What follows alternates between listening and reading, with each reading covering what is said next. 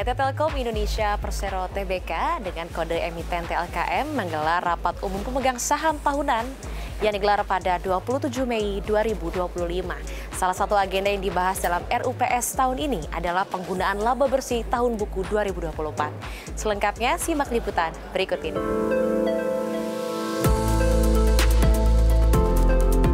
Para pemegang saham Telkom siap menerima dividen sebesar Rp212,47 per lembar saham. Pembagian ini akan dilakukan kepada nama-nama yang tercatat dalam daftar pemegang saham pada penutupan perdagangan di Bursa Efek Indonesia tanggal 12 Juni 2025. Dan dividen ini akan cair sekaligus paling lambat pada tanggal 2 Juli 2025.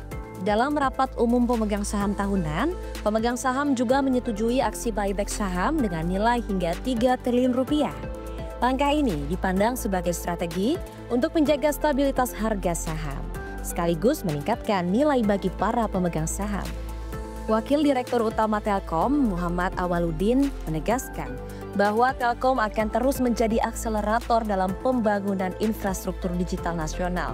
Ia menyebut Telkom sebagai flag carrier industri telekomunikasi yang memiliki tanggung jawab mempercepat transformasi digital Indonesia.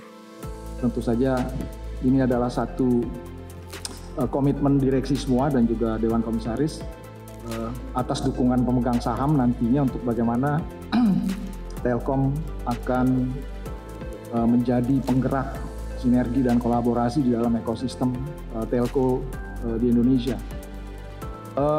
Sebagai pengantar mungkin teman saya nanti yang masing-masing bisa memberikan tambahan masukan informasi ya, khususnya Pak Onesti yang juga dari tim direksi lama yang juga diangkat kembali pada RUPS kali ini. Saya mewakili Ibu Direktur Utama dan juga atas arahan pemegang saham, buat kami Telkom Indonesia ke depan tidak hanya cukup sebagai operator telekomunikasi semata, ya, tapi Telkom Indonesia harus menjadi akselerator untuk infrastruktur digital nasional.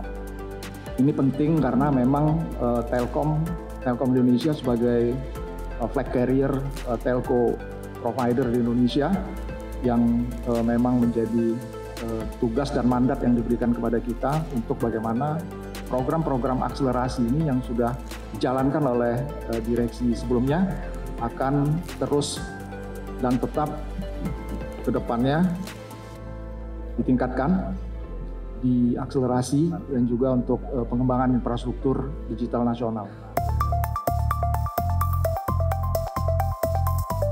Awaludin juga menyoroti pentingnya peran Telkom dalam memperkuat ekosistem digital melalui berbagai portofolio dan lini bisnis strategis, dari fixed and mobile broadband, data center, infrastruktur digital, hingga solusi digital untuk mendukung Astacita Presiden Prabowo Gibran dan program strategis pemerintah.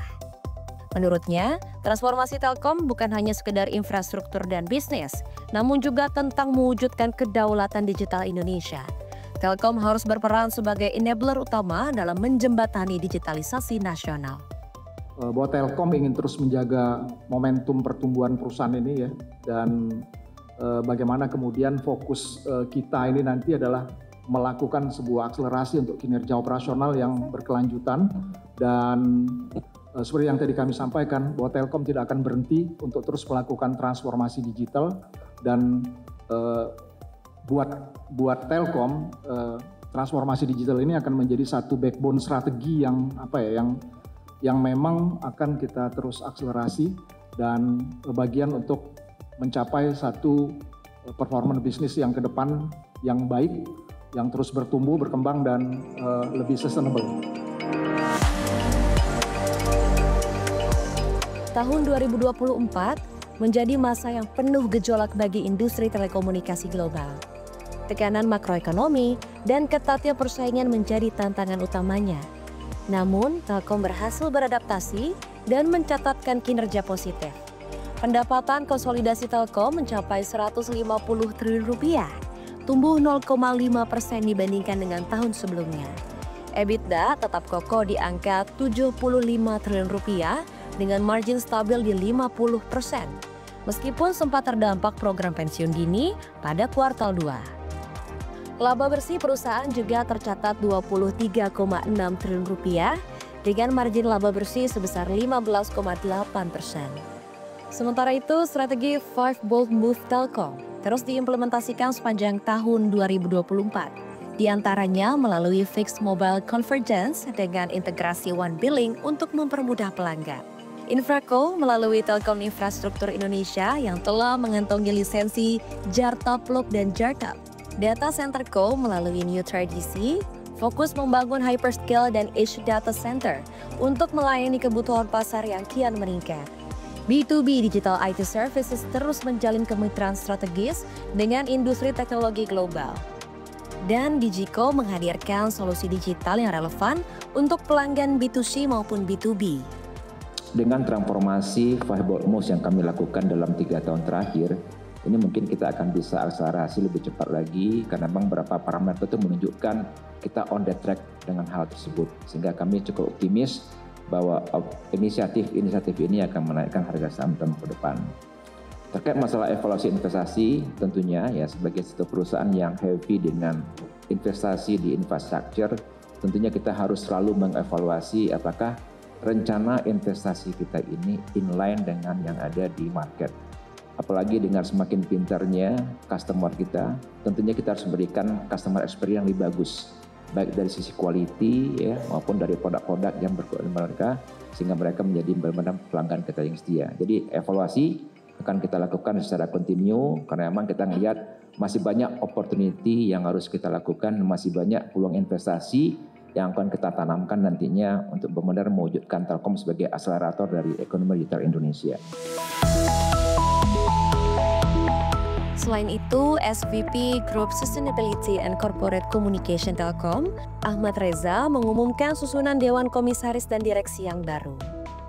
Adapun susunan Dewan Komisaris dan jajaran direksi hasil RUPS tahun buku 2024, yakni Komisaris Utama diduduki oleh Angga Raka Prabowo, menggantikan Bambang Brojonegoro.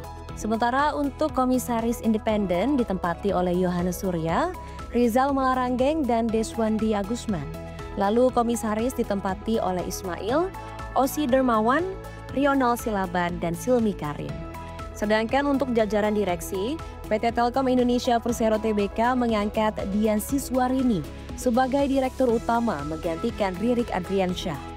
Lalu Wakil Direktur Utama diduduki oleh Muhammad Awaludin, Direktur Enterprise and Business Service Feranita Yosefin, Direktur Human Capital Management Henry Kristiadi, Direktur Keuangan dan Manajemen Resiko Arthur Angelo Shailendra, Direktur Network Nanang Hendarno, Direktur Strategic Business Development and Portfolio Seno Soemaji, Direktur Wholesale and International Service Honesti Bashir, dan Direktur IT Digital Faizal Rohmat Jumadi.